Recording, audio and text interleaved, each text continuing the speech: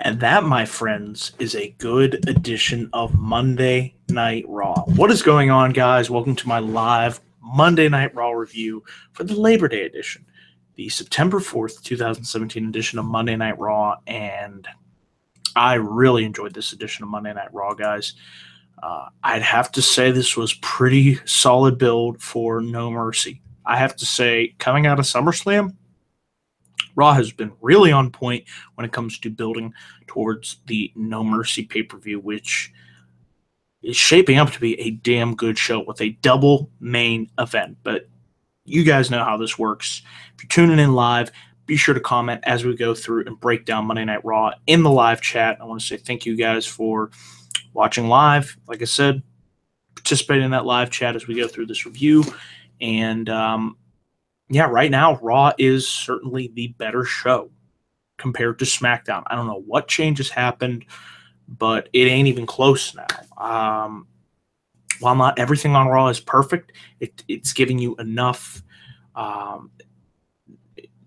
It gives you enough that allows you to enjoy it. Because on a 3-hour show, honestly, it's going to be tough for everything to be good. So you're going to have some filler here and there. But when the stuff that matters happens, it matters. And I felt like on tonight's show, we got a lot that mattered and a lot that built towards the No Mercy pay-per-view, which, like I said, is a show that I'm eagerly anticipating just from the double main event of Reigns, Cena, Strowman, Lesnar. So we have that to look forward to, but we certainly have a lot to talk about coming out of this edition of Monday Night Raw. And usually the Labor Day edition is one you go back and look into the past where, okay, it's Labor Day, it's a holiday, they're going to kind of half-ass it. I didn't feel like they half-assed it tonight. I actually felt like they went with their best foot forward and put on a good show for us. So kudos to WWE for making Raw much more watchable and a much better show than it frankly had been doing before WrestleMania. It was just all over the place. I hate to say it, but SmackDown Live has now dipped in terms of quality. So, yeah, SmackDown, Hell in a Cell. Guys, honestly, with the way my law school schedule is, I don't even know if I'm going to be watching SmackDown.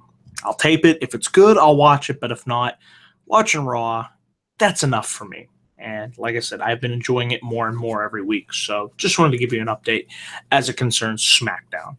But talking about Raw here, let's get right into the results. And we'll talk about and I liked how we kicked off this week's show. How refreshing was it to kick off a wrestling show, as I said on Twitter, with a wrestling match? John Cena, Jason Jordan. This was a really good opening match. I thought Cena, really helped elevate Jordan to another level. And Jordan can certainly hold his own in the ring. And I thought these two had a pretty damn entertaining match for the amount of time that they had. Really, Jason Jordan, he's been kind of going nowhere. Haven't really been digging this Kurt Angle illegitimate son storyline too much, but I thought up until this point, this was his best showing so far going in there against Cena. Like I said, if he can get his character down and get some type of direction going for him, I think the sky's the limit for him, because it certainly showed tonight in the ring, which is the way he was able to counter out of Cena's STFU. And then when he turns on that explosive fire in the ring, and he's just, throwing around Cena with, he locked him with the crossface, hit 2 Northern Lights suplexes. Jason Jordan's suplexes are a thing of beauty. But of course, you knew how this match was going to end. John Cena gets Jordan up for the AA for the win, but it was a damn entertaining opening match. And like I said, I liked how this opened the show. Very refreshing to have the show kick off with a wrestling match. We need to see that more often. And then after this, we had Cena and Reigns go at it again. This was certainly wasn't on the level of their promo last week, which I thought was out of this park. Hunter, what's going on? Thank you for tuning in. We are talking about Cena Reigns. So if you want to get the discussion going in the live chat, thank you for tuning into this live review. Great to have you aboard. But Cena Reigns, they certainly fired shots against each other, and I still can't believe we're getting this match at No Mercy in less than 3 weeks, a match of this caliber. But hey, they're going all in for making these B pay-per-views mean something. More power to you. But this week with Cena and Reigns, I'd have to say it was a little bit more even, although I would give the slight edge to Cena because he really did get some nice digs in at Roman Reigns.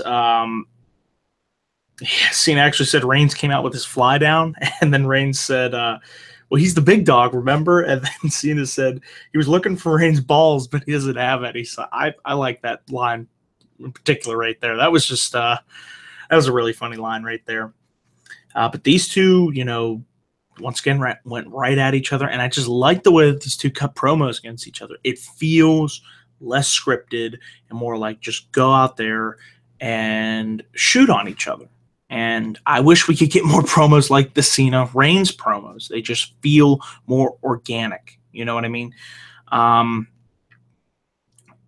But Roman here, once again, if I had to pick sides, it's very tough. It's like, which side do you want to pick? Do you want to pick the, I don't know, what's a good analogy, but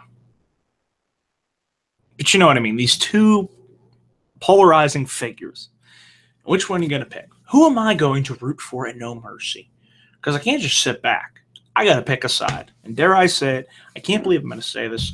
At No Mercy, the person that I will be rooting for is John Cena. I will actually be a John Cena fan for one night.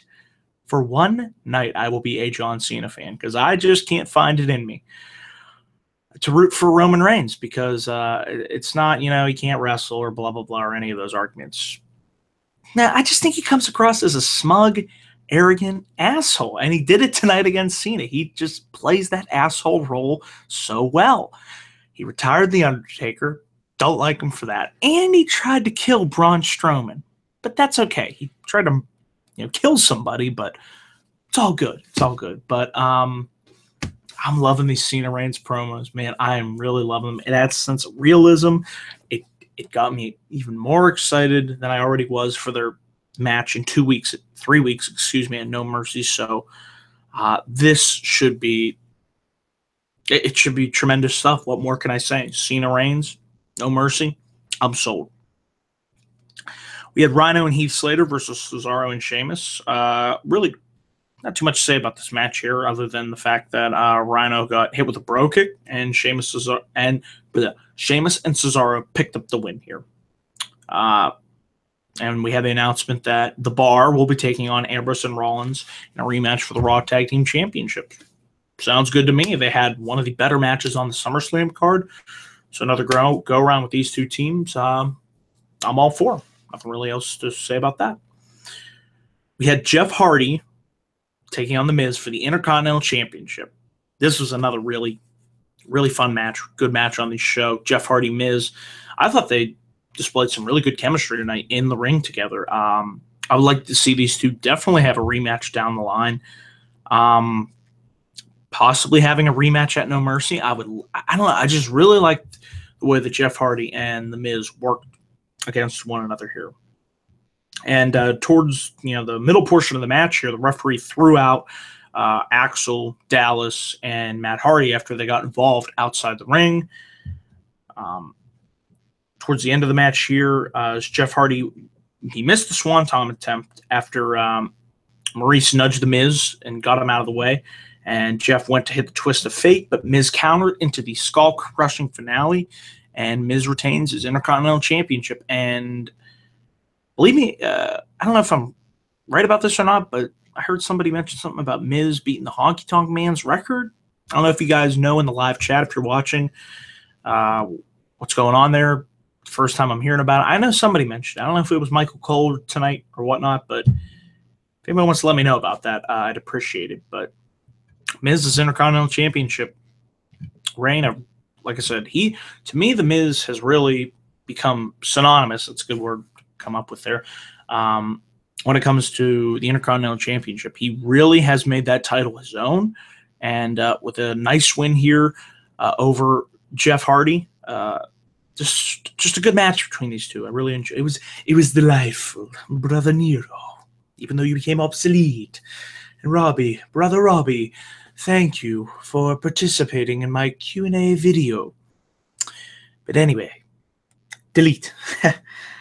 It was a good match. It really was a good match between Miz and Jeff Hardy. We have Backstage segment, Nia Jax, Emma talked to Kurt Angle saying, where's their Raw Women's Championship opportunity? We're going to have Alexa Bliss versus Sasha Banks at Night of Champions. Kurt Angle says, well, you're going to take on Alexa Bliss and Sasha Banks tonight in tag team action, and if you can beat them, you'll be inserted and into the match, and it'll become a fatal four-way at No Mercy. And real quick here, I got a question from Robbie. Do you think the feud with Cena can really bring out the best of Roman Reigns and ultimately result in a major change in his character and gimmick? Well, if there was ever a guy for somebody to turn heel on, for Roman Reigns to turn heel and make that character change, don't you think it would be John Cena?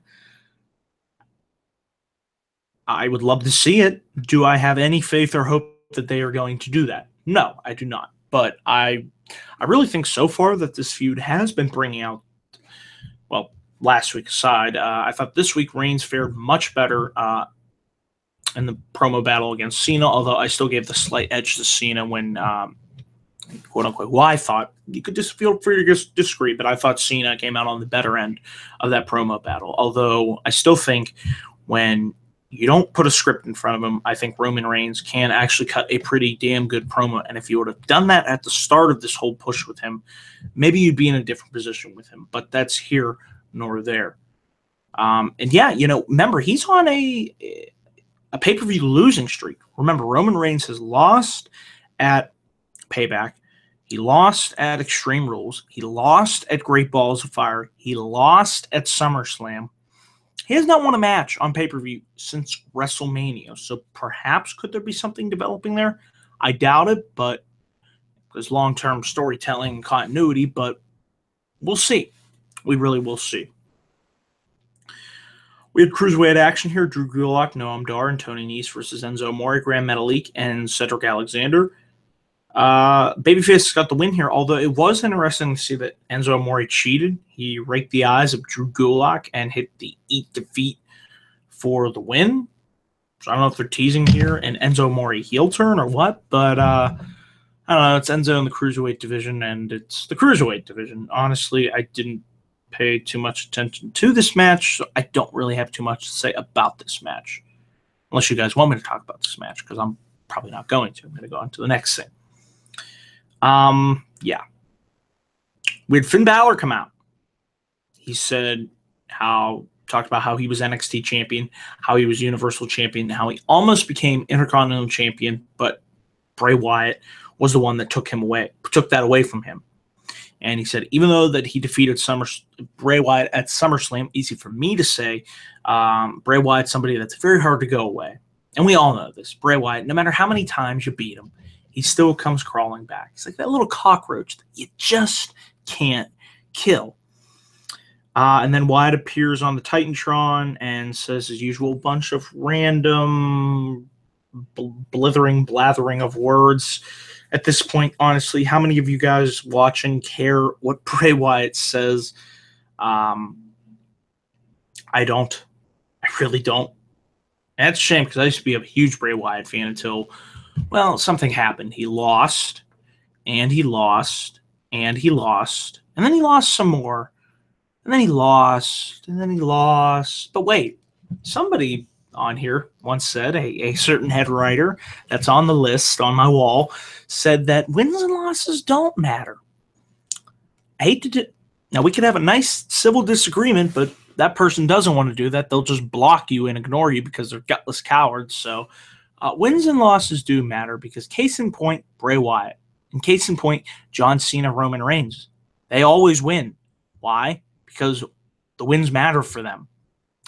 But wins and losses don't matter. See how the logic here makes no sense at all? Just saying. And yes, Bray Wyatt will eat another pin as the eater of pins, because he challenged Finn Balor to a match at No Mercy. Cool. Raw Women's Champion in action here. Alexa Bliss and Sasha Banks versus Nia Jax and Emma. Nice little match here. Some back and forth action with Emma really taking the brunt of this match until she, beating in this match until she got Nia Jax tagged in there. And Emma got a blind tag towards the end as Nia Jax hit the leg drop on Sasha Banks. Emma hit in the ring and pretty much stole the pin here from Nia Jax. And I'm happy to say that Emma finally will get an opportunity. She won 2 matches in a row, and now she's going to be competing for the Raw Women's Championship at No Mercy. So we're going to get Fatal 4-Way for the Raw Women's Championship. Emma, Sasha Banks, Nia Jax, and Alexa Bliss. Sounds good to me. Something different, not just Alexa versus Sasha again. We saw the rematch SummerSlam past week on Raw, so it helps keep things fresh. So I like that. I like the direction that they're going with that.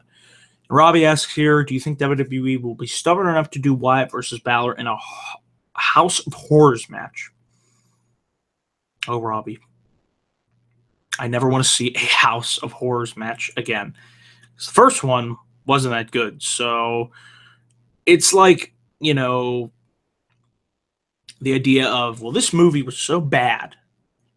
It was bad, nobody liked it, but we're going to do a sequel to it anyway. It's not like we're, oh, this was so good, I want to see another one, you know, like Hell in a Cell. Oh, Hell in a Cell. You knew when that first one happened between Shawn Michaels and The Undertaker, you had to do more of them because it was good. House of Horrors, just really, I felt the concept fell flat on its face, and I would rather see, you know what I would like to see for Finn Balor, Bray Wyatt? Buried Alive match. Finn Balor buries Bray Wyatt, and we get a rebirth, a gimmick, something. Change him up, turn him babyface. That way he can come back with something different. Because what they're doing with him right now, he's been going nowhere. And I honestly have stopped caring about him after he lost the WWE Championship to Randy Orton. So that is why I would do a Buried Alive match. It would be a good way to literally bury Bray Wyatt and bring him back with some type of character change, babyface turn, what have you. But that's just me. I'll leave that up to you guys to discuss in the live chat. We had, I believe this was the first time ever Seth Rollins and Dean Ambrose took on Carl Anderson and Luke Gallows. I was like, cool, we're getting the club, 2/3 of the club versus 2/3 of the Shield. It was a solid tag team match here with Sheamus and Cesaro, who were, of course, at ringside throughout the entire match. Dean Ambrose dove over the top rope, took out Luke Gallows. Rollins had a Hurricane Rana on Anderson off the top rope, and Sheamus and Cesaro, they attempted to go for the distraction, but Rollins was able to roll up Carl Anderson for the win. Solid match here.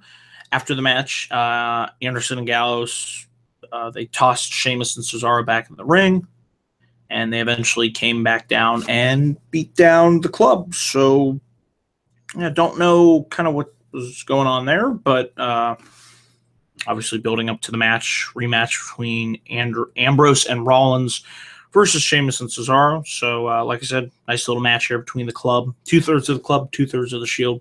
Not really too much else to say about this, but some good stuff. Like I said, this Raw really had a nice flow to it. And yes, Cesaro, his new gimmick is he absolutely despises a beach ball. So if you ever go to meet Cesaro and you want him to autograph something, don't hand him a beach ball because he will delete it. It will be deleted. Yes. And we had Neville walk in. He talks to all the cruiserweights. He said there's going to be a fatal 5-way match to determine who his opponent will be at No Mercy. Enzo Amore, Grand Metalik, Cedric Alexander, Ryan Kendrick, and who else? I don't know. There was a 5th person in there. I can't remember. Sorry about that. Yeah, but it's cruiserweight, so cool. That'll be on 205 Live, and I won't be watching it. Then we had the main event of Monday Night Raw. Really kick-ass. I like this steel cage match between Braun Strowman and The Big Show. These two just have a certain type of chemistry with one another. They really bring out the best in one another. And my friend Mike, Club of the Man 1993, shout out to him and his channel, he brought up an interesting point. When was the last time that two big guys have had this type of chemistry with one another in the ring that have put on some really good matches? All 3 of the matches between Braun Strowman and the Big Show guys, I have enjoyed. And I can't think of the last time that 2 big men have gone in there and had this type of chemistry with one another and just have clicked in the ring like that. Is it too much for me to say Kane and The Undertaker? Or how about Big Show and Brock Lesnar? I'd say they had pretty good chemistry. I'm just thinking big guys, you know. That's really all. I mean, let's throw it to you guys in the live chat. What was the last good big man feud? Like two big guys that could go in there and just have kick-ass matches and just a really good feud. Because those are the two that come to mind. I could be missing some, but yeah, it really got to think about that one. But anyways, here, just some really good action of Strowman and Show just throwing each other into the steel cage. Show early on got the knockout punch. After we come back from commercial break, Big Show goes up to the top turnbuckle and hits the Macho Man elbow drop. Oh yeah, dig it. On to Braun Strowman, so that was really cool to see. As Big Show tried to leave, Strowman took the cage door and slammed it into the head here of the Big Show. Strowman was able to counter Big Show's chokeslam with a DDT. That was a really nice spot right there. And Strowman, really nice near fall right here towards the end. Show got the chokeslam on him, but Strowman kicked out really close to the 3. I thought, ooh, that was a really good near fall right there. I like that a lot. And Show attempted to climb up off the cage. Strowman cut him off, knocked Show off the top rope, and then Show did the same to Strowman, so they both got hit right in the happy sack. Strowman superplexed Big Show, but of course, as you all know, the ring was reinforced, so that's why it didn't implode this time. And after that, Strowman hit the running power slam for the win. He looked really strong, dominant coming out of that. He got on the microphone and said, this is going to be your future, Brock Lesnar. This is going to be your future, and I will be the future Universal Champion, Braun. And he picked up Big Show, sent him headfirst through the cage, and the cage door section broke, and we all got what we wanted. We got Big Show thrown through the cage, and Strowman just looking like a total badass. And Strowman's on some type of roll, guys. He's currently my favorite in WWE, and for good reason. And I hope Braun Strowman beats Brock Lesnar at No Mercy. He's on momentum, and Lesnar's not going to be there. He's going to be gone after No Mercy. That's what I'm reading. So put the belt on Strowman. Oh, I said belt. Ooh, Vince, come after me. But put the belt on Strowman. Give him a run with it because he's got the momentum right now. There's no harm in having Lesnar lose to Strowman. Big guy. He'll be fine. He'll come back and do his own thing. But go with Strowman. Go with your hot hand right now. But that's just my opinion. And yes, No Mercy is shaping up to be a damn good show. And tonight I thought Raw was a really good show. I'm going high grade for Raw tonight. I'm going to give my grade for Raw is going to be an A-. Really good show. Really good build towards No Mercy. Less than 3 weeks away. So we will see what happens next week on Raw. And guys, I want to say towards the end of this video as we bring it to a close, thank you all for participating in the live chat. Leave your grades for Raw. What grades would you give it towards as we bring this video to a close? I got B, B+. I got a baby. Adam Cole, baby. Yeah, this was a good episode of Raw, guys. So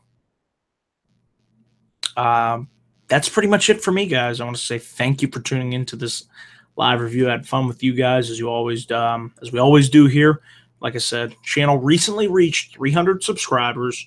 And if you haven't checked it out yet, it's the video before this one. Please participate in my channel Q&A. I wanted to do something nice for you guys. So that Q&A video, leave your comments in that video down below, and I will do a live channel Q&A follow-up video, hopefully this upcoming Saturday.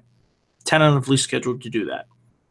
But, yeah, I just want to get the word out. Be sure to participate. Thank you guys for helping this channel grow to over 300 subscribers, and I couldn't have done it without you guys. And, you know, as I continue on this journey in my life through law school and whatnot, I still want to keep this channel going as much as I'm able to do.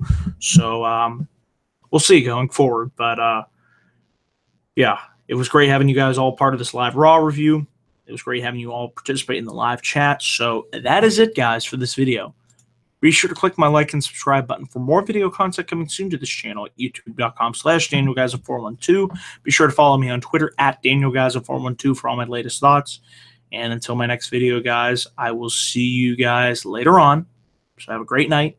Thanks for watching, and take care.